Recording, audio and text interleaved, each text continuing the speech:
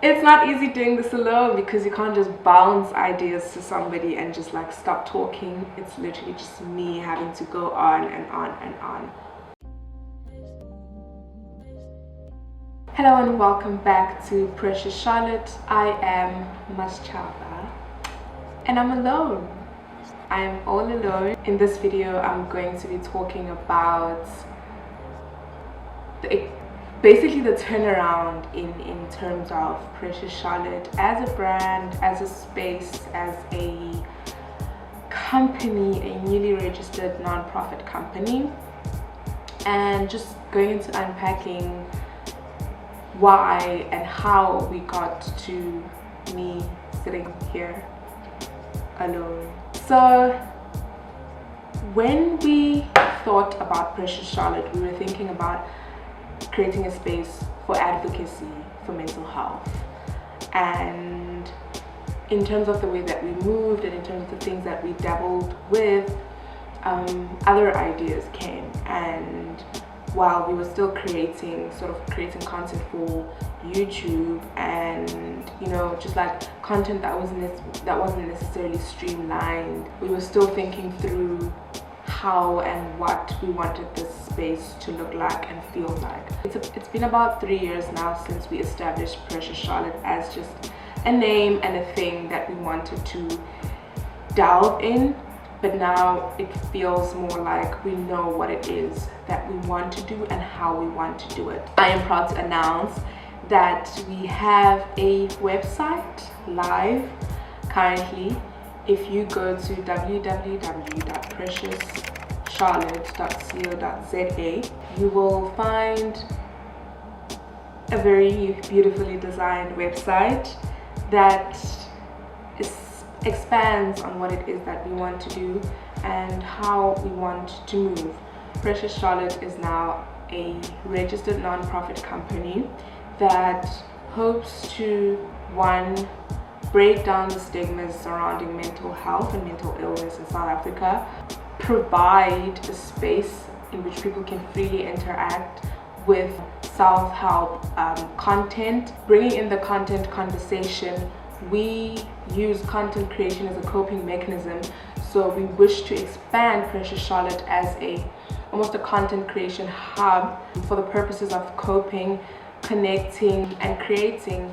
We're hoping to collaborate with the relevant stakeholders in terms of mental health in South Africa. We're here now.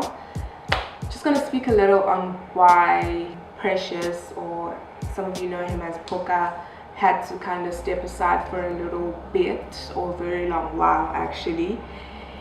The chat is that we're inside a pandemic, and outside of that we were already struggling with just life balance.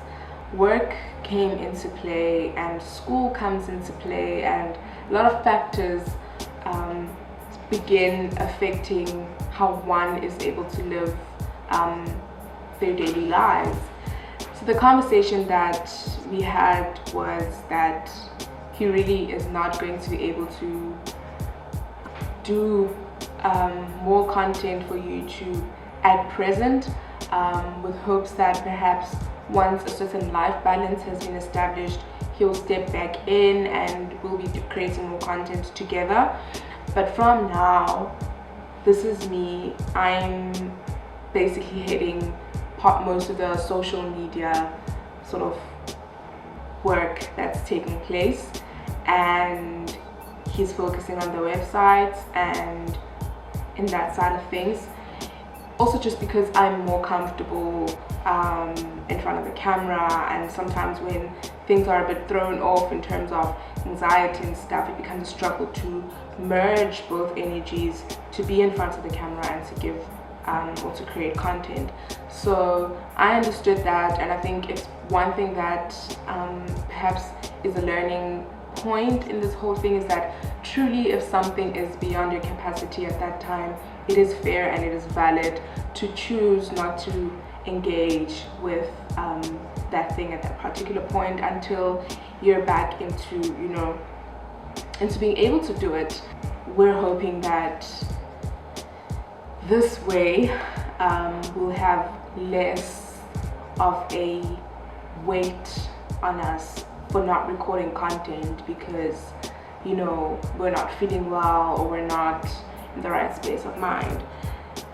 So that was the decision that we made, and here I am. So now that I'm here, I've kind of, you know, thought of different ways to make the space cool. People say cool, I don't know. I'll be bringing a lot of art therapy content. I'll be bringing a lot of awareness content, sharing some of the research that I'm doing on the side, sharing some of the stuff that I've known, sharing some of my personal experiences, and I'm hoping to make it a very interactive space. I'm still thinking through some ideas, but in the month of June, expect our therapy, expect me to go through some definitions of some of the mental illnesses that are in the spectrum. Yeah, a lot of art therapy, a lot of trying out of new things, and a lot of perhaps going around coping mechanisms that are healthy, right? I think as for update, I will stop here. Thank you very much for tuning in.